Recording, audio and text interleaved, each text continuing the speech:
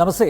BJP. സംസ്ഥാന അധ്യക്ഷൻ ശ്രീ രാജീവ് ചന്ദ്രശേഖറാണ് ഇന്ന് ഞങ്ങളോടൊപ്പം അതിഥിയായിട്ടുള്ളത്. അദ്ദേഹത്തെ സ്നേഹാദരങ്ങളോടെ സ്വാഗതം ചെയ്യുന്നു. സ്വാഗതം. ആദ്യമായി ജനം ടി വിയുടെയും അതുപോലെ ജനം ടി വി കുടുംബത്തിൻ്റെയും ജനം ടി വി പ്രേക്ഷകരുടെയും ഹാർദമായ അഭിനന്ദനങ്ങൾ വളരെ നന്ദി അറിയിക്കുന്നു. വലിയൊരു ദൗത്യമാണ് താങ്കൾ ഏറ്റെടുത്തിരിക്കുന്നത്. കൃത്യമായിട്ടുള്ള പ്ലാനിങ്ങോടുകൂടിയാണ്, ആസൂത്രണത്തോടു കൂടിയാണ് താങ്കൾ എല്ലാ കാര്യങ്ങളും ചെയ്ത് വരുന്നത്. അത് ലോക്സഭാ തെരഞ്ഞെടുപ്പിൽ കണ്ടതുമാണ്, ആ പ്രോപ്പർ പ്ലാനിങ്. എവിടെ നിന്ന് തുടങ്ങാനാണ് ഉദ്ദേശിക്കുന്നത്? അല്ല, ഇതിലിപ്പോൾ ഇന്നലെയാണല്ലോ എന്നോട് പറഞ്ഞ് ഇത് എനിക്ക് കിട്ടിയ ഇൻഫർമേഷൻ. അപ്പോൾ ഞാൻ പ്ലാനിങ് ഒന്നും ചെയ്തിട്ടില്ല. ബട്ട് എനിക്ക് ഒരു നല്ലൊരു സെൻസ് ഉണ്ട് എങ്ങനെയാണ് നമുക്ക് മുമ്പോട്ട് പോകേണ്ടത്. ബിക്കോസ് നരേന്ദ്രമോദി ജി പ്രധാനമന്ത്രി ആകുമ്പോൾ കഴിഞ്ഞ 11 കൊല്ലം എങ്ങനെ അദ്ദേഹം ഇന്ത്യനെ എവിടുന്ന് എങ്ങോട്ട് കൊണ്ടുപോയി എനിക്ക് മനസ്സിലായിട്ടുണ്ട്. അപ്പോൾ അതുകൊണ്ട് നമ്മളിപ്പോൾ കേരളം നോക്കുമ്പോൾ കേരളത്തിൻ്റെ സ്ഥിതി ഇന്ന് 2025 ഇന്ത്യൻ്റെ സ്ഥിതിയായിരുന്നു 2014. 10 കൊല്ലം UPA സർക്കാർ കഴിഞ്ഞിട്ട് ഇന്ത്യൻ്റെ സ്ഥിതി അതായിരുന്നു, ഒരു ദുർബലമായ ഇക്കോണമി. അപ്പോൾ 9 കൊല്ലം നമ്മുടെ പിണറായി വിജയൻജിൻ്റെ സർക്കാർ കഴിഞ്ഞിട്ട് നമ്മുടെ സ്ഥിതി ഇവിടെ കേരളയിൽ അങ്ങനെ തന്നെ ആയിരിക്കും. അതുകൊണ്ട് ഇവിടെ കൊണ്ടുവരാൻ ഒരു മാറ്റം കൊണ്ടുവരണം എന്ന് എല്ലാവർക്കും വേണം, എല്ലാ ജനങ്ങൾക്കും വേണം. അത് എങ്ങനത്തെ മാറ്റമാണ്, എങ്ങനെയാണ് ആ മാറ്റം നമ്മൾ കമ്മ്യൂണിക്കേറ്റ് ചെയ്യേണ്ടത്, അത് എനിക്ക് കുറച്ച് അതിൽ ഒരു ഐഡിയ ഉണ്ട്. അതാണ് ഞാൻ ഇന്ന് രാവിലെ പറഞ്ഞത്. എല്ലാവരോടും ഇങ്ങനെ എൻ്റെ അഭിനന്ദിക്കുമ്പോൾ ഞാൻ പറഞ്ഞത്, നമ്മുടെ ദൗത്യം എന്ന് പറഞ്ഞത് ഇവിടെ മാറ്റം കൊണ്ടുവരാൻ. ആ മാറ്റം കൊണ്ടുവരാൻ നമുക്ക് അധികാരം പിടിക്കണം, അധികാരത്തിൽ വരണം, സർക്കാർ ഉണ്ടാക്കണം. സർക്കാർ ഉണ്ടാക്കിയാൽ മാത്രമേ ഇവിടെ മാറ്റം കൊണ്ടുവരാൻ നമുക്ക് പറ്റൂ. അത് ഞാൻ മെസ്സേജ് കൊടുക്കുന്നത് നമ്മുടെ പ്രവർത്തകർക്ക് മാത്രമല്ല, ജനങ്ങൾക്കും. അതുകൊണ്ട് ഒരു ഓവറോൾ സ്ട്രാറ്റജി ഉണ്ട്. ബട്ട് അതിന് എത്രയോ ഇനി ദിവസവും മാസം ഇരുന്ന് അതിനെ ഒരു കൺവേർട്ടഡ് ഇൻടു പൊളിറ്റിക്കൽ സ്ട്രാറ്റജി പിന്നെ നമ്മുടെ പ്രവർത്തകരുടെ കൂടെ അധ്വാനിച്ച് അത് മുമ്പോട്ട് കൊണ്ടുപോകണം. കേരളത്തിലെ NDA സർക്കാർ രൂപീകരിക്കുക തന്നെയാണ് അജണ്ട.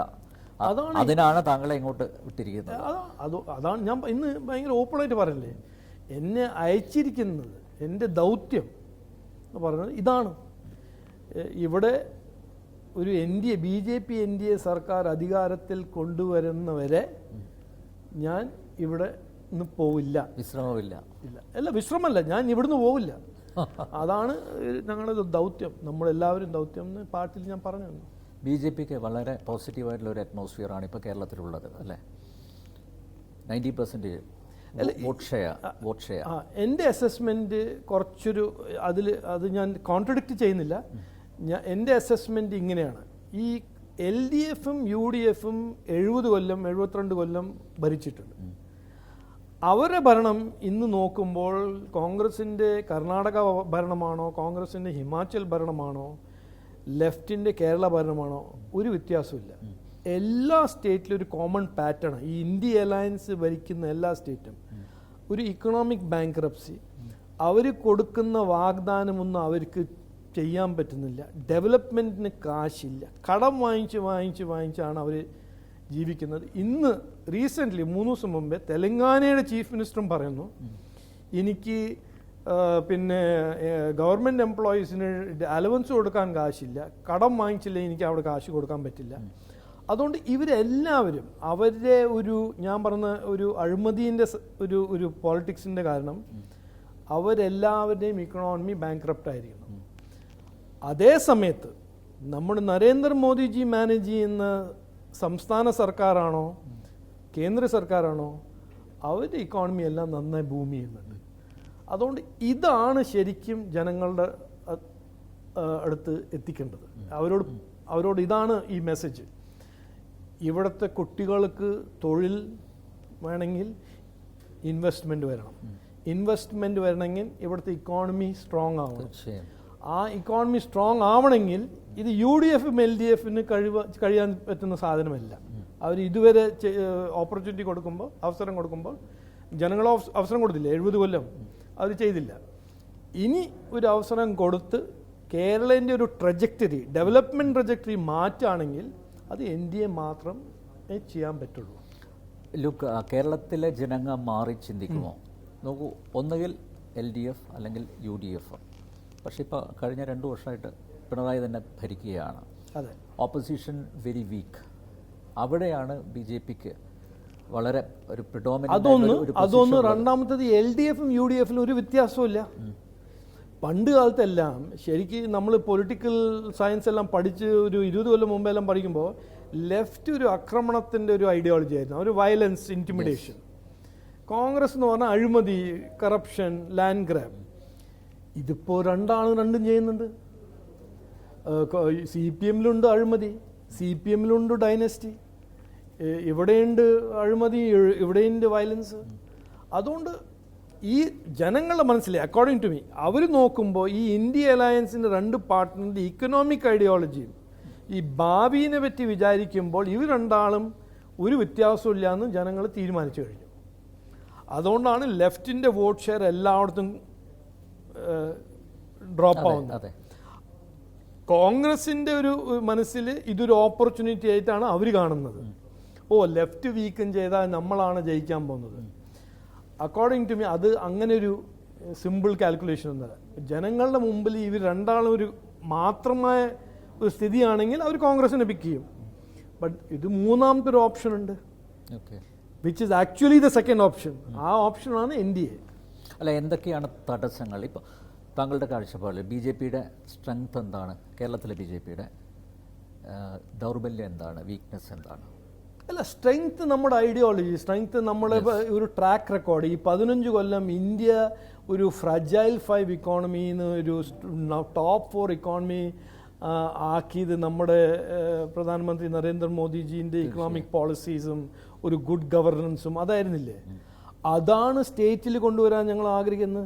നോക്കൂ, ഡൽഹിയിൽ 2 ടേം അരവിന്ദ് കെജ്രിവാൾ ഞാൻ ഇതാണ് മറിച്ചതാണെന്ന് പറഞ്ഞ് ഒരു ക്ലീൻ പോളിറ്റീഷ്യനാണെന്ന് പറഞ്ഞിട്ട് വന്നു. രണ്ട് തവണ ജനങ്ങൾ ട്രസ്റ്റ് ചെയ്തിട്ട് മാൻഡേറ്റ് കൊടുത്തു, എന്നിട്ട് പുറത്താക്കിയില്ലേ, പറഞ്ഞാച്ചില്ലേ? അതുകൊണ്ട് ഇപ്രാവശ്യം എൻ്റെ കാൽക്കുലേഷനിൽ, എൻ്റെ അണ്ടർസ്റ്റാൻഡിങ്ങിൽ കേരളത്തിൻ്റെ ജനത, അതുകൊണ്ട് ഇന്ന് ഞാൻ പറഞ്ഞു എല്ലാവരും, നമ്മുടെ പ്രവർത്തകരോട്, നമ്മൾ വീട്ടിൽ പോയിട്ട് എല്ലാവരോടും പറയാൻ പോകുന്നു, ഡോർ ടു ഡോർ, ഇതാണ് ഞങ്ങൾ ചെയ്യാൻ പോകുന്നത്. ആൻഡ് ഞങ്ങൾ വാഗ്ദാനം കൊടുത്താൽ ഞങ്ങൾ വാഗ്ദാനം പാലിക്കും, ഞങ്ങൾ ചെയ്യും, പറയുന്നത് ചെയ്യും. മറ്റൊരു ഒന്ന് പറഞ്ഞത് ചെയ്യില്ല, മറ്റത് അവർക്ക് ചെയ്യാൻ എന്താണെന്ന് തന്നെ അവർക്ക് ഒരു കഴിവില്ല. സോ ഈ ഒരു പറഞ്ഞ ഇങ്ങനെ ഒരു campaign, we are the alternate, BJP NDA ആണ് ഒരു ഓൾട്ടർനേറ്റ്, മാറ്റം കൊണ്ടുവരാനുള്ള ഒരു കഴിവുള്ള ഒരു ഓൾട്ടർനേറ്റ് ഉണ്ടെങ്കിൽ BJP NDA ആണെന്ന് നമ്മൾ എല്ലാവരുടെ അടുത്തും പറയണം. അത് എനിക്ക് എൻ്റെ മനസ്സിൽ അതിൻ്റെ സമയം വന്നു. ബിക്കോസ് കോൺഗ്രസിൻ്റെയും ലെഫ്റ്റിൻ്റെയും ക്രെഡിബിലിറ്റി ഇക്കണോമിക് മാനേജ്മെൻറ്റിൽ ഒരു ഓൾ ടൈം ലോ ആണ്. ബിക്കോസ് ജനങ്ങൾ വായിക്കുന്നുണ്ട്, കർണാടകയിൽ എന്ത് നടക്കുന്നു, ഹിമാചൽ പ്രദേശിൽ എന്ത് നടക്കുന്നു. ഇവിടെ ആശാ വർക്കേഴ്സിന് കൊടുക്കാൻ കാശില്ല, KSRTCക്ക് ജനങ്ങൾ എംപ്ലോയീസിന് കൊടുക്കാൻ കാശില്ല, പെൻഷനേഴ്സിന് കൊടുക്കാൻ കാശില്ല, CPO എൻട്രൻസ് എക്സാം പാസ് ചെയ്ത് പാവം കുട്ടികൾ ഇന്ന് അവർക്ക് തൊഴിലും ജോബ് കൊടുക്കുന്നില്ല. അപ്പോൾ ഒരു ഇക്കണോമിക് ബാങ്ക്രപ്സി ഇവിടെ വന്നിട്ടുണ്ട്. അത് വെറുതെ 2-3 വാക്ക് പറഞ്ഞ് പ്രസംഗിച്ച് സ്പീച്ച് അടിച്ച് ജനങ്ങളെ വിഡ്ഢിയാക്കി ഇപ്രാവശ്യം ഈ ഇലക്ഷനിൽ ചെയ്യാൻ പറ്റില്ല എന്നാണ് ഞാൻ മനസ്സിലാക്കുന്നത്. ജനങ്ങൾക്കൊരു ശരിക്കൊരു ഡിസൈസീവ് ചേഞ്ച് വേണം. കോൺഗ്രസ് മുക്ത ഭാരതം, അതാണ് BJPയുടെ ലക്ഷ്യം, അതാണ് അജണ്ട, അതാണ്. കോൺഗ്രസ് മുക്ത ഭാരതമായതുകൊണ്ട് കേരളത്തിൽ ഇടതിനോട് സോഫ്റ്റായിട്ട് ഇടപെടുന്നു എന്നുള്ള പൊതുവിലൊരു ആക്ഷേപം ഉണ്ട്. നോക്കൂ, അതൊരു ഒരു ഒരു ഒരു ഒരു ഹൈറ്റ് ഓഫ് ഹിപ്പോക്രസി അല്ല അത്. ഈ 2 പാർട്ടീസ് ഇന്ത്യ അലയൻസിൻ്റെ പാർട്ട്നേഴ്സാണ്. ആര്? CPM-ഉം കോൺഗ്രസും. എന്നിട്ട് കോൺഗ്രസ് ഈ ഇലക്ഷന് മുമ്പ് ഒരു പുതിയൊരു സ്റ്റോറി നടത്തുന്നു, CPM-ഉം BJP-ൻ്റെ കൂടെയാണെന്ന്. ഇത് അവർ ചെയ്യുന്നത് എന്തുകൊണ്ടറിയോ? ഇവർ ഈ എക്സ്പെരിമെൻ്റ് അവർ തെലങ്കാനയിൽ ചെയ്തു. അവർ ആ ഇലക്ഷനിൽ ഒരു നല്ലൊരു ഒരു സ്റ്റോറി കൈറ്റ് ഫ്ലൈ ചെയ്തു. അത് എന്താണ് സ്റ്റോറി? BRSും BJP ഒരു അലയൻസിലാണ്. അതുകൊണ്ട് കംപ്ലീറ്റ് ആൻറ്റി BRS വോട്ട് കോൺഗ്രസിന് പോയി. അത് അവർ ഭയങ്കര ഓവർ സ്മാർട്ടാണെന്ന് വിചാരിച്ച് നമ്മൾ കുറച്ചൊരു ബാക്ക് ഫുട്ടിലായി പോയി, നമ്മൾ അത് റെസ്പോണ്ട് ചെയ്തില്ല. അത് അവർ ഡ്യൂപ്ലിക്കേറ്റ് ചെയ്യാൻ ഇവിടെ നോക്കുന്നു. ബട്ട് ജനങ്ങൾ വിഡ്ഢികളൊന്നുമല്ലല്ലോ, അവർ എല്ലാവർക്കും അറിയാമല്ലോ, ജനങ്ങൾക്ക് അറിയാമല്ലോ, വായിക്കുന്നുണ്ടല്ലോ. ആരാണ് ഇന്ത്യ അലയൻസിൽ ഡൽഹിയിൽ ചായയും കാപ്പിയും ബിസ്ക്കറ്റും റസ്ക് ഇരുന്ന് കഴിക്കുന്നത്? അത് CPM കോൺഗ്രസ് അല്ലേ. എന്നിട്ട് ഓരോരോ മിസ്ഇൻഫർമേഷൻ, രാജീവ് ചന്ദ്രശേഖർ, EP ജയരാജൻ, അതെല്ലാം ഇങ്ങനെ പറയും. ബട്ട് നോക്കൂ, ഞാൻ എപ്പോഴും പറയും, ഞാൻ ഡൽഹിയിൽ നാഷണൽ സ്പോക്സ്മാൻ ആകുമ്പോൾ എപ്പോഴും പറയാവുന്നൊരു സാധനമാണ്, ഇവർ നുണ പറയും. ആര്? കോൺഗ്രസ്. അത് അവരുടെ DNA സാധനം. നമ്മൾ ആ നുണ കേട്ടിട്ട് നമുക്ക് വലിയ ദേഷ്യം വരുന്നു, അതൊന്നും ആവശ്യമില്ല. നമ്മൾ സത്യം പറയാം. Know the truth, know the difference. ഇവരും നമ്മളും തമ്മിൽ എന്താണ് വ്യത്യാസം ജനങ്ങൾക്ക് മനസ്സിലാവണം. അത് ഞങ്ങൾ ജനങ്ങളുടെ പോയിട്ട് പറയും. ശശി തരൂരിനെ പോലുള്ളവർ മാറി ചിന്തിക്കുന്നുണ്ടോ അല്ലേ? അതിപ്പം എനിക്കറിയില്ല ശശി തരൂർ എന്ത് ചിന്തിക്കുന്നു, എപ്പോൾ ചിന്തിക്കുന്നു, ഇന്ന് എന്ത് ചിന്തിക്കുന്നു, നാളെ എന്ത് ചിന്തിക്കും, അതൊന്നും ഞാൻ അതിൽ സ്പെക്കുലേറ്റ് ചെയ്യാൻ പോകുന്നില്ല. അതുകൊണ്ട് അദ്ദേഹത്തിനെ പറ്റി ഞാൻ ഒന്നും പറയുന്നില്ല. കേരളത്തിൽ ആരാണ് മുഖ്യ ശത്രു? കോൺഗ്രസ് ആണോ CPM ആണോ? ഞാൻ പൊളിറ്റിക്കൽ ഒപ്പോണൻസിനെ ശത്രുവായിട്ട് കാണുന്നില്ല. ഇതൊരു ബാറ്റിൽ ഓഫ് ഗവർണൻസ് ഐഡിയോളജീസാണ്. മനസ്സിലല്ലേ? ഇത് നരേന്ദ്രമോദിജി സബ്കാ സാത്ത് സബ്കാ വികാസ് പറയുമ്പോൾ, കോൺസ്റ്റിറ്റ്യൂഷനെ ശരിക്ക് പ്രൊട്ടക്റ്റ് ചെയ്യുമ്പോൾ, മറ്റൊരു കോൺസ്റ്റിറ്റ്യൂഷൻ പ്രൊട്ടക്റ്റ് ചെയ്തിട്ടും വഖഫ് അമെൻമെൻറ്റ് ബില്ലിനെ ഒപ്പോസ് ചെയ്യുന്നു. കോൺസ്റ്റിറ്റ്യൂഷൻ പ്രൊട്ടക്റ്റ് ചെയ്തിട്ടും കോൺസ്റ്റിറ്റ്യൂഷൻ വിരുദ്ധം 4% മുസ്ലിം റിസർവേഷൻ പാസ് ചെയ്യുന്നു. അപ്പോൾ ആരാണ് ശരിക്കും കോൺസ്റ്റിറ്റ്യൂഷണൽ പാർട്ടി? ആരാണ് ശരിക്കും സബ്കാ സാത്ത് സബ്കാ വികാസ്? അല്ല, ഇതാണ് ശരിക്കും ഈ പൊളിറ്റിക്കൽ ബാറ്റിൽ ഗ്രൗണ്ടിൽ മെയിൻ ഇഷ്യൂ. അവർ ഇതിൽ മാറ്റിയിട്ട് ഇപ്പോൾ സ്റ്റാലിൻ ചെയ്യുന്ന മാതിരി ഗോൾ പോസ്റ്റ് മാറ്റാൻ ഭയങ്കര ഡെസ്പറേറ്റ് ആയിട്ട് നോക്കുന്നുണ്ട്. എന്തുകൊണ്ട്? കഴിഞ്ഞ 6 കൊല്ലം 5 കൊല്ലം തമിഴ്നാട്ടിലും ഈ ഇന്ത്യ അലയൻസിൻ്റെ പാർട്ട്ണറാണ്, അതുകൊണ്ടാണ് ഞാൻ തമിഴ്നാടിനെ പറ്റി പറഞ്ഞത്. അവിടെ നടന്ന അഴിമതിയും, അവിടെ ഒരു ഡെവലപ്മെൻറ്റും നടന്നിട്ടില്ല. അവിടെ ഒരു ഒറ്റ അച്ചീവ്മെൻറ്റ് ഇന്ത്യ അലയൻസിൻ്റെ അച്ഛൻ്റെ മകനെ ഡെപ്യൂട്ടി ചീഫ് മിനിസ്റ്റർ ആക്കി. അതിനെല്ലാം മാറ്റി ഓരോരോ ഇഷ്യൂസ് ഉണ്ടാക്കുക. ലാംഗ്വേജ് പോളിസി, ഡീലിമിറ്റേഷൻ, ഇതെല്ലാം ഒരു റെഡ് ഹെറിംഗ് ആയിട്ട് ജനങ്ങളെ ഡിസ്ട്രാക്ട് ചെയ്യാൻ നോക്കുക. ഈ എലക്ഷൻ സമയത്ത് എന്താണ് 9 കൊല്ലം 10 കൊല്ലം പിണറായി വിജയൻ ചെയ്തത്? എന്താണ് NDA സർക്കാർ, UPA സർക്കാരായ കോൺഗ്രസ് 10 കൊല്ലത്തിൽ അവരെന്ത് ചെയ്തു? സെൻറ്ററിൽ കോൺഗ്രസ് കർണാടകയിൽ എന്ത് ചെയ്യുന്നു, തെലങ്കാനയിൽ എന്ത് ചെയ്യുന്നു, ഹിമാചൽ പ്രദേശിൽ എന്ത് ചെയ്യുന്നു, ഞങ്ങൾ BJP NDA ഇന്ത്യയിൽ എന്ത് ചെയ്യുന്നു, ഞങ്ങൾ മുമ്പോട്ട് വയ്ക്കും. ഇത് ജനങ്ങൾ തീരുമാനിക്കും. നമ്മുടെ ഭാവിക്ക്, നമ്മുടെ കുട്ടികളുടെ ഫ്യൂച്ചറിന് ഏത് പാർട്ടിയാണ് ഏറ്റവും നല്ല പാർട്ടി, ഏത് പാർട്ടിയാണ് നമ്മുടെ കുട്ടികളുടെ ഫ്യൂച്ചർ നന്നായിട്ട് ഉണ്ടാക്കാൻ പോകുന്നത്, അത് തീരുമാനിക്കും. രാവിലത്തെ പ്രസംഗത്തിൽ താങ്കൾ പറഞ്ഞു വികസിത ഭാരതം പോലെ വികസിത കേരളം. അതെ, അത് തന്നെയാണ് പ്രധാന അജണ്ട. അതെ. അതിലേക്ക് എത്താൻ എളുപ്പമാണോ? അല്ല, എളുപ്പമല്ല. ഇന്നിപ്പോൾ കടം വാങ്ങിച്ചിട്ട് ജീവിക്കുന്ന ഒരു ഗവൺമെൻറ്റാണ് നമ്മുടെ സംസ്ഥാന സർക്കാർ. അപ്പോൾ വികസിത കേരളം എവിടെ? കടം ഉള്ള കേരളമാണ്. നോക്കുകൂലിയുള്ള കേരളമല്ല നമുക്ക് വേണ്ടത്. നമുക്ക് വേണ്ടത് വിദ്യാഭ്യാസം ഉള്ള ഒരു തലമുറ. നമുക്ക് കുട്ടികൾ IT, മാനുഫാക്ചറിങ്. നമുക്ക് വേണ്ടത് ഒരു തൊഴിൽ, ഇൻവെസ്റ്റ്മെൻ്റ് ഉള്ള കേരളം. അതല്ല വേണ്ടത്. അതല്ല മോഡേൺ ഫ്രെയിംവർക്കിൽ ഈ ഗ്ലോബൽ ചേഞ്ചസ് എല്ലാം ഉണ്ടാവുന്ന സമയത്ത്, ടെക്നോളജിയെല്ലാം ഇങ്ങനെ വലിയ ഡിസ്റപ്ഷൻ കൊണ്ടുവരുന്ന സമയത്ത് ആർക്കറിയാം AI-ൻ്റെ എന്തായിരിക്കും ഇമ്പാക്റ്റ് IT-യിൽ, AI-ൻ്റെ എന്തായിരിക്കും ഇമ്പാക്റ്റ് മാനുഫാക്ചറിങ്ങിൽ. ഈ സമയത്ത് നമ്മുടെ കുട്ടികൾ ഒരു കഴിവും സ്കില്ലെല്ലാം പഠിച്ച് ഗ്ലോബൽ സ്റ്റാൻഡേർഡായി അവർ വിജയിക്കണം. അവർ ഈ കേരളയിൽ വിജയിക്കണം. അവർ ഉണ്ടാവുമ്പോൾ ഇവിടെ ഇൻവെസ്റ്റ്മെൻറ്റ് വരണം. അതല്ലേ നമുക്ക് വേണ്ടത്. അതല്ലാണ്ട് നമ്മളിങ്ങനെ ഓരോന്നിങ്ങനെ പറഞ്ഞ് ഡിസ്ട്രാക്ട് ചെയ്തിട്ട്. Unfortunately nobody is interested in investing in Kerala. എങ്ങനെ വരും? ഞാൻ ഇന്ന് പറഞ്ഞല്ലോ, ഒരു സിമ്പിൾ ഫോർമുലയാണ്. ഞാൻ കുറച്ചൊരു ട്രാവൽ ചെയ്ത ആളാണ്, അതുകൊണ്ട് പറയുന്ന.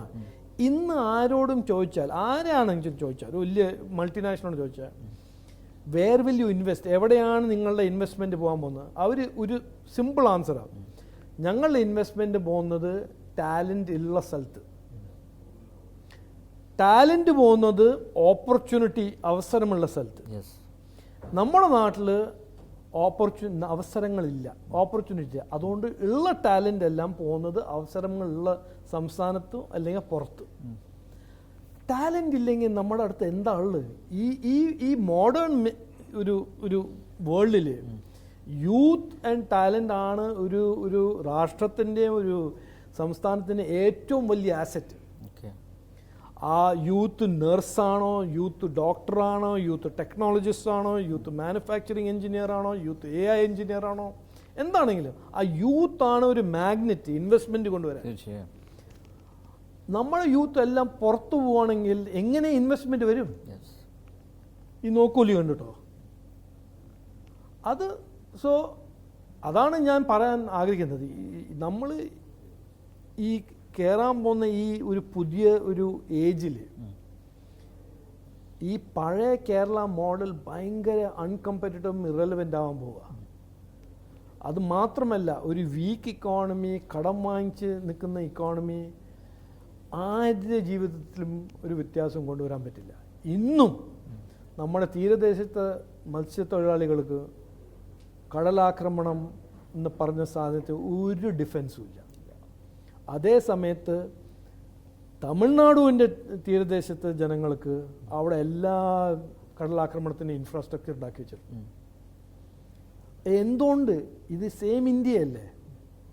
ഇവിടുത്തെ തീരദേശം, ഇവിടുത്തെ മത്സ്യത്തൊഴിലാളി അവർ ചെയ്യുന്നത് അറേബ്യൻ സീ, അവർ ചെയ്യുന്നത് ബേ ഓഫ് ബംഗാൾ. വേറെന്താണ് വ്യത്യാസം? അന്നാണ് അവിടെ ലാൻഡൊന്നും പോകുന്നില്ല. ഇവിടെ ലാൻഡെല്ലാം 1 കിലോമീറ്റർ 2 കിലോമീറ്റർ എല്ലാ കൊല്ലം ലാൻഡ് പോകുന്നു. അല്ല, അവിടെ എപ്പോഴും സർക്കാരും CPM പറയുന്നത് കേന്ദ്ര സർക്കാർ രാഷ്ട്രീയ പ്രേരിതമായി ഇടപെടുന്നു എന്നുള്ളതാണ്. തമിഴ്നാട്ടിലാ? അല്ല, ഇവിടെ എന്തുകൊണ്ട് വരുന്നില്ല? തമിഴ്നാട്ടിലും അതെന്താണ്? ഞാൻ തമിഴ്നാട്ടിനെ പറ്റിയാ പറഞ്ഞു. തമിഴ്നാട് അവർ ചെയ്യുന്നുണ്ട്, ഇവിടെ എന്താ ചെയ്യാത്തത്? അത് ഞാൻ പറയാം. അതിൻ്റെ ആൻസർ ഭയങ്കര സിമ്പിളാണ്. തമിഴ്നാട് ഗവൺമെൻറ് അതിൽ ഇൻവെസ്റ്റ് ചെയ്യാൻ കാശുണ്ട്, അതുകൊണ്ട് മാച്ചിങ് ഗ്രാന്റ് സെൻട്രൽ ഗവൺമെൻറ് കിട്ടും. ഇവിടെ സെൻട്രൽ ഗവൺമെൻറ് തയ്യാറാണ്, ഇവിടെ ഇവിടുത്തെ സംസ്ഥാന സർക്കാർ കാശിടാൻ കാശില്ല. അപ്പോൾ ഇത് കേന്ദ്രം കൊടുക്കുന്നില്ല എന്നല്ലേ പറയാം. അല്ല, കൊടുക്കാൻ തയ്യാറാണ്. ഞാനല്ല, ഞാൻ മിനിസ്റ്റർ ആകുമ്പോൾ പറഞ്ഞല്ലേ കൊടുക്കാൻ തയ്യാറാണെന്ന്. കൊടുക്കാൻ തയ്യാറാണ്. ബട്ട് ഇവരുടെ മാച്ചിങ് ഫണ്ടിങ് വേണ്ടേ?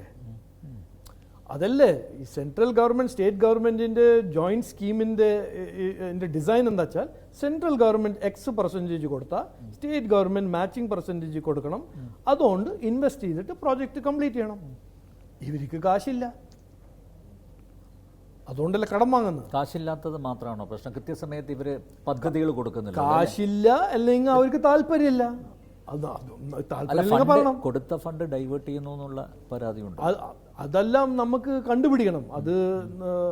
അതൊരു വേറെ ഇഷ്യൂ അല്ല. CAGയുടെ റിപ്പോർട്ടിൽ അങ്ങനെ പല പരാമർശം വന്നിട്ടുണ്ട്. അതിപ്പോൾ നമ്മൾ വയനാടിന് കണ്ടില്ലേ, അവരുടെ അടുത്ത് കാശുണ്ട് ഡിസാസ്റ്റർ റിലീഫിന്നും, ബട്ട് സ്പെൻഡ് ചെയ്യുന്നില്ല.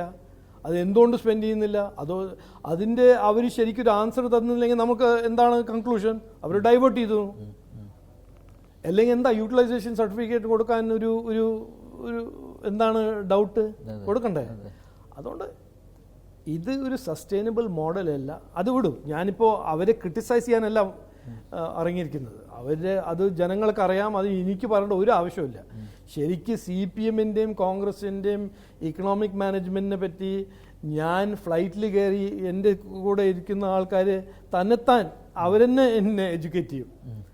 അപ്പോൾ ജനങ്ങൾക്ക് അറിയാം ഇന്ന് ഒരു economic management, economic governance, economic policy കാണിച്ച് അതിൻ്റെ ഒരു ഇമ്പാക്റ്റ് കാണിച്ച ഒരു പാർട്ടി, പൊളിറ്റിക്കൽ പാർട്ടി ഇന്ത്യയിൽ ഉണ്ടെങ്കിൽ അത് NDA BJP ആണെന്ന് എല്ലാവർക്കും അറിയാം. സംസ്ഥാന സർക്കാരിനോടുള്ള ആറ്റിറ്റ്യൂഡ് എന്തായിരിക്കും? എന്ത് ആരുടെ ആറ്റിറ്റ്യൂഡ്? BJPയുടെ പുതിയ ഇല്ല, നോക്കൂ, ഞാൻ നരേന്ദ്രമോദിജീൻ്റെ കൗൺസിൽ ഓഫ് മിനിസ്റ്ററായിരുന്നു. അങ്ങനെ അദ്ദേഹം ഒരു ഡിസ്ക്രിമിനേഷൻ, സബ്കാ സാത്ത് സബ്കാ വികാസ് എന്ന് പറഞ്ഞാൽ അദ്ദേഹം അതിന് വിശ്വസിക്കുന്ന ഒരു ലീഡറാണ്. അതുകൊണ്ട് അങ്ങനെ ഡിസ്ക്രിമിനേറ്റ് ചെയ്യേ. നോക്കൂ, ഈ വികസിത് ഭാരത് എന്ന് പറഞ്ഞ വിഷൻ, വികസിത് ഭാരത് എന്ന് പറഞ്ഞാൽ ഡൽഹിയിലെ ഒരു കണ്ടോൺമെൻറ്റ് ഏരിയ ഒന്നുമല്ല. വികസിത് ഭാരത് എന്ന് പറഞ്ഞാൽ ഒരു കളക്ഷൻ ഓഫ് സ്റ്റേറ്റ്സ് അല്ലേ. എല്ലാ സ്റ്റേറ്റ്സ് മുമ്പോട്ട് പോയാൽ വികസിത് ഭാരത് മുമ്പോട്ട് പോകും. ഇങ്ങനെ 2-3 സ്റ്റേറ്റ് ഒരു ബ്രേക്ക് അടിച്ച് ചവിട്ടി വെച്ച് റിവേഴ്സ് ഗിയറിൽ പോവുകയാണെങ്കിൽ വികസിത് ഭാരതിൻ്റെ സ്പീഡും കമ്മിയാവും. അതുകൊണ്ട് നരേന്ദ്രമോദിജിക്ക് അങ്ങനെ ഒരു ഇൻസെൻറ്റീവും ഇല്ല ഏതെങ്കിലും സ്റ്റേറ്റിനെ ഡിസ്ക്രിമിനേറ്റ് ചെയ്യുക, അവരെ കാശ് സ്ലോ ഡൗൺ ചെയ്യുക, കൊടുക്കുകയല്ല, അതൊന്നും അദ്ദേഹം ചെയ്യില്ല. അത് ചെയ്യാൻ ഒരു പൊളിറ്റിക്കൽ താല്പര്യമില്ല, ഒരു ഇൻസെൻറ്റീവ് ഇല്ല ഇല്ലേ. അതുകൊണ്ട് ഇവരിങ്ങനെ ഞാൻ പറഞ്ഞ മാതിരി എലക്ഷൻ വരുന്ന സമയത്ത് ഇതൊരു റെഡ് ഹെറിംഗ് ആയിട്ട് അവർ യൂസ് ചെയ്യും. ഡിസ്ക്രിമിനേഷൻ, ഡിസ്ട്രാക്ഷൻ, ഇതാണ് മറ്റേതാണെന്ന് പറഞ്ഞിട്ട് അത് യൂസ് ചെയ്യും. അതൊരു പൊളിറ്റിക്കൽ സ്ട്രാറ്റജി. അത് ജനങ്ങൾ കാണുന്നുണ്ട്, മനസ്സിലാക്കുന്നുണ്ട്. ബേസിക്കലി താങ്കളൊരു ടെക്നോക്രാറ്റാണ്, ഇപ്പോൾ ഫുൾ ടൈം പൊളിറ്റീഷ്യൻ ആയിരിക്കുകയാണല്ലേ. എങ്ങനെയാണ് ഇത് എനിക്ക് മനസ്സിലാവുന്നില്ല. ഞാൻ ടെക്നോക്രാറ്റ് എന്ന് പറഞ്ഞാൽ 18 കൊല്ലം ഞാൻ രാജ്യസഭ MP ആയിരുന്നു, ഭയങ്കര ഒരു ആക്റ്റീവ് MP ആയിരുന്നു. 2G സ്കാം, വലിയ ഇഷ്യൂസ് എല്ലാം ഞാനാണ് പുറത്ത് കൊണ്ടുവന്നത്. അപ്പം ഞാൻ എങ്ങനെയാണ് ഒരു ടെക്നോക്രാറ്റ് മാത്രമെന്ന് എനിക്ക് മനസ്സിലാവുന്നില്ല. എനിവേ, ഞാനത് കോംപ്ലിമെൻ്റ് ആയിട്ടാണ് കാണുന്നത്. എൻ്റെ പബ്ലിക് സർവീസ് 18 കൊല്ലമായിട്ട് എൻ്റെ പബ്ലിക് സർവീസ് ഒരു ഭയങ്കര ഡിസ്റ്റിങ്വിഷ്ഡ് പബ്ലിക് സർവീസാണ്. എനിക്ക് ചെയ്യാൻ കഴിയുന്ന എല്ലാം ഞാൻ ചെയ്തിട്ടുണ്ട്. എനിക്ക് ഒരു അവസരം കിട്ടുമ്പോൾ ഞാൻ മാക്സിമം യൂസ് ചെയ്യും, മാക്സിമം എഫർട്ട് ഇടും. എനിക്ക് ലോക്സഭ, നരേന്ദ്രമോദിജി ലോക്സഭ മത്സരിക്കാൻ അവസരം തന്നു, ഞാൻ എൻ്റെ മാക്സിമം എഫർട്ട് ഇട്ടു. അത് കുറച്ച് ഒരു 5-10 ദിവസം ഇനിയും കിട്ടിയെങ്കിൽ I think I would have won. അതേമാതിരി എനിക്ക് ഇന്നലെ ഒരു ഓപ്പർച്യൂണിറ്റി എനിക്ക് തന്നു. ഇന്നലെയാണ് അറിഞ്ഞത്. ഇന്നലെ 9 മണിക്കാണ് എന്നോട് പറഞ്ഞത് ഈ ഉത്തരവാദിത്വം എടുക്കണം, ഞങ്ങൾ യുനാനിമസ് ആയിട്ട് ഡിസൈഡ് ചെയ്തിട്ട് തരുന്നു, എടുത്തിട്ട് മുമ്പോട്ട് പോകണം എന്ന് ഇന്നലെ എനിക്ക് 9 മണിക്ക് എന്നോട് പറഞ്ഞു. അപ്പോൾ ഞാൻ പറഞ്ഞു ഞാൻ തയ്യാറാണ്. എനിക്ക് ഒരു ഭയങ്കര പ്രൗഡ് ഫീലിംഗും ഉണ്ടായിരുന്നു. അതുകൊണ്ട് ഞാൻ അങ്ങനെ മുമ്പോട്ട് പോകും. ലോക്സഭയിൽ സ്ഥാനാർത്ഥിത്വം ലഭിച്ചത് അതൊരു ലേണിംഗ് എക്സ്പീരിയൻസ് തന്നെയായിരുന്നു അല്ലേ? അല്ല, നമുക്ക് ലോക്സഭ ഞാൻ എത്രയോ എലക്ഷൻ നടത്തിയിട്ടുണ്ട്. ഞാൻ മത്സരിച്ചിട്ടില്ല. എൻ്റെ ബാംഗ്ലൂർ സൗത്തിൽ അനന്ത് കുമാർജി എൻ്റെ ഒരു വലിയ ഏട്ടൻ മാതിരിയായിരുന്നു, ഒരു മെൻറ്ററായിരുന്നു. അദ്ദേഹത്തിൻ്റെ 2 ഇലക്ഷനിൽ ഞാൻ ഭയങ്കര ഡീറ്റെയിൽ ആയിട്ട് ഇൻവോൾവ് ആയിരുന്നു. അപ്പോൾ എലക്ഷൻ്റെ ഇഷ്യൂസൊന്നും എനിക്ക് അങ്ങനെ ഒരു വലിയ പുതിയ ചാലഞ്ചൊന്നും ആയിരുന്നില്ല. സ്ഥലം പുതിയതായിരുന്നു, ടൈം കമ്മിയായിരുന്നു, ജനങ്ങൾ എന്നെ അങ്ങനെ അറിയാൻ അവർക്ക് സമയം കിട്ടിയില്ല. അതുകൊണ്ട് ആ ഒരു ഫാസറ്റ് കുറച്ചൊരു യുണീക്കായിരുന്നു. ഒരു 35 ദിവസത്തിൽ ഒരു 11 lakh വോട്ടേഴ്സിൻ്റെ 7 സെഗ്മെൻറ്റ്സ് ഉള്ള ഒരു വലിയ കോൺസ്റ്റിറ്റ്യുവൻസീനെ എല്ലാവരും പോയി കാണുക, എല്ലാവർക്കും ഒരു പരിചയപ്പെടുന്ന രീതിയിൽ എല്ലാവരും പോയി കാണുക, അതെല്ലാം ഒരു ടൈം എടുക്കുന്ന സാധനമാണ്. അപ്പോൾ അതിന് കുറച്ച് എനിക്ക് ടൈം കിട്ടിയില്ല. അതാണ് എൻ്റെ അസസ്മെൻറ്റ്. എനിക്കൊരു 10-15 ദിവസം കൂടി കിട്ടിയാൽ I would have done a better job. ഈ 35 ദിവസത്തിൽ 3 ലക്ഷം വോട്ട് കിട്ടി. അത് നമ്മുടെ പ്രവർത്തകരുടെ അധ്വാനവും പിന്നെ നരേന്ദ്രമോദിജീൻ്റെ ക്യാമ്പയിനും അതെല്ലാം അതിൻ്റെ ബെനിഫിറ്റായിരുന്നു. ബട്ട് അതിന്ന് ഞാൻ പഠിച്ചു BJP കേരളയിലെ സ്ട്രെങ്ത്ത്, BJP കേരളീയൻ്റെ പ്രവർത്തകരുടെ സ്ട്രെങ്ത്തും അവരുടെ കമ്മിറ്റ്മെൻറ്റും. അപ്പോൾ ഇന്നലെ ഈ എന്നോട് ഇത് പറഞ്ഞപ്പോൾ എനിക്ക് അങ്ങനെ ഒരു പേടി ഉണ്ടായിരുന്നില്ല, എനിക്കൊരു ട്രസ്റ്റ് ഉണ്ടായിരുന്നു. ഈ BJP കേരളയിൽ ഒരു ഫണ്ടമെൻ്റലി ഭയങ്കര സ്ട്രോങ് ഓർഗനൈസേഷനാണ്, പ്രവർത്തകർ ഭയങ്കര മോട്ടിവേറ്റഡ് ആണ്, അവർക്ക് അധ്വാനിക്കാനും അവർക്ക് നരേന്ദ്രമോദിജീൻ്റെ ഒരു ദൗത്യം ഇവിടെ മാറ്റം കൊണ്ടുവരണം, അതിനെല്ലാം ഇവർ തയ്യാറാണ്. എനിക്ക് ആ കോൺഫിഡൻസ് ആ ഇലക്ഷനിൽ നിന്ന് കിട്ടി. അപ്പോൾ ഇന്ന് ഞാൻ പറഞ്ഞു ദാറ്റ് ഇത് BJP കേരള ഒരു പ്രവർത്തകരുടെ പാർട്ടി ആയിരുന്നു, ആണ്, അത് ഇനിയും അങ്ങനെ തന്നെ ഒരു പ്രവർത്തകരുടെ പാർട്ടി അത് മാറില്ല എന്ന് ഞാൻ ഇന്ന് പറഞ്ഞു. അപ്പോൾ ആ കോൺഫിഡൻസ് കൊണ്ടാണ് എനിക്ക് കുറച്ചൊരു കോൺഫിഡൻസ് കിട്ടിയിരിക്കുന്നത്. കേരളം മുഴുവൻ പോണ്ടേ? തിരുവനന്തപുരം മാത്രമായിരുന്നു? അല്ലല്ല, അത് പോകണം. പിന്നെ കേരളയിൽ ഞാൻ കുറേ സ്ഥലമെല്ലാം നന്നായിട്ട് അറിയാം, എനിക്ക് പരിചയമുണ്ട്. ബട്ട് ചില സ്ഥലം എനിക്ക് നോർത്തിലെ കേരളയിലെല്ലാം എനിക്ക് അങ്ങനെ ഒരു വലിയൊരു പിടിയും അണ്ടർസ്റ്റാൻഡിങ് അങ്ങനെ ഇല്ല ഇപ്പോഴും. അത് പഠിക്കണം.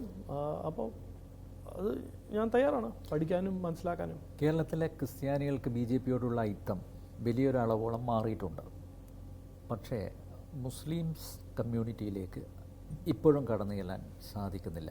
അവരുടെ കോൺഫിഡൻസ് കൂടി എങ്ങനെ ഞാൻ പറഞ്ഞു, ഞാൻ ഇന്ന് പറഞ്ഞു, ഞാൻ ഇന്ന് എൻ്റെ സ്പീച്ചിലും പറഞ്ഞു, ഞങ്ങളുടെ ഒരു ക്ലിയർ അജണ്ട, ഞങ്ങളുടെ ഒരു ക്ലിയർ ദൗത്യം എന്ന് പറഞ്ഞ ഒരു മിഷൻ ആണ്. എല്ലാ കേരള ഫാമിലി, ഒരു മലയാളി ജനങ്ങളാണോ കുടുംബങ്ങളാണോ, എല്ലാവർക്കും ഒരു വികസനം പുരോഗതിൻ്റെ ഒരു അവസരം ഉണ്ടാക്കാനാണ് ഞങ്ങളുടെ ഒരു മിഷൻ. അതിൽ ഞങ്ങൾ ഒരു സമുദായമോ ഒരു മതമോ ഒന്നും നോക്കിയിട്ടല്ല, എല്ലാവർക്കും കിട്ടണം. അത് ഹിന്ദു ആണോ മുസ്ലിം ആണോ ക്രിസ്ത്യൻ ഫാമിലിയാണോ കുട്ടിയാണോ എല്ലാവരും കിട്ടണം ഒരു പുരോഗതിയും വികസനത്തിൻ്റെ ഒരു ഓപ്പർച്യൂണിറ്റി. അപ്പോൾ ഇതാണ് ഒരു മലയാളം ട്രാൻസ്ലേഷൻ ഓഫ് സബ്കാ സാത്ത് സബ്കാ വികാസ്. 2014 മുതൽ ഇന്ന് വരെ നരേന്ദ്രമോദിജി എപ്പോഴും പറയുന്നത്, ഞാൻ ആരുടെയും എഗൻസ്റ്റ് അല്ല.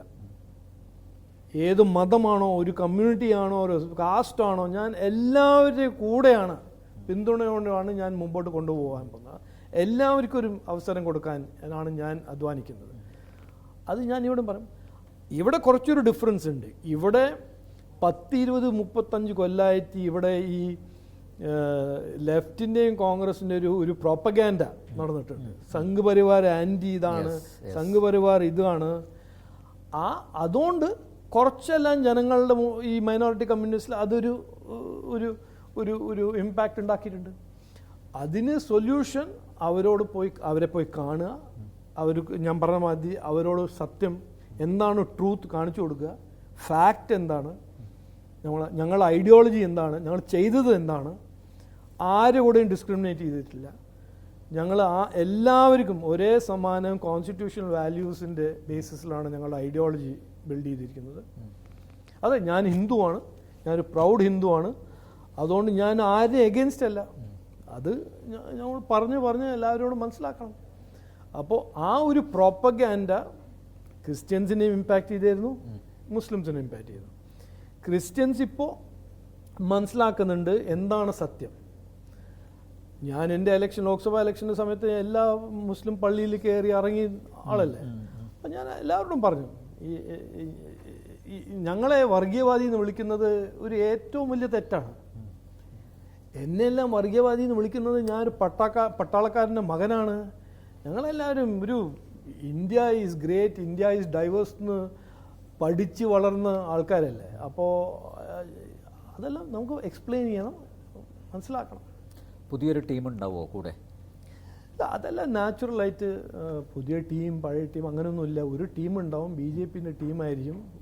അത് പണ്ടുള്ള ടീമാണോ, കുറച്ച് ചേഞ്ച് ഉണ്ടാവോ, കുറച്ച് യൂത്തിനെ ഇൻവോൾവ് ചെയ്യോ, അതെല്ലാം ഒരു നോർമൽ പ്രോസസ്സ്. അത് ഞാൻ ഉണ്ടാക്കുന്ന ചേഞ്ച് ആയിട്ട് കാണരുത്. അത് BJP ഒരു ഇവോൾവ് ചെയ്യുമ്പോൾ കുറച്ചെല്ലാം ചേഞ്ച് വരും, ആൾക്കാർ വരും, ചില പുതിയ പൊസിഷനിൽ പോകും.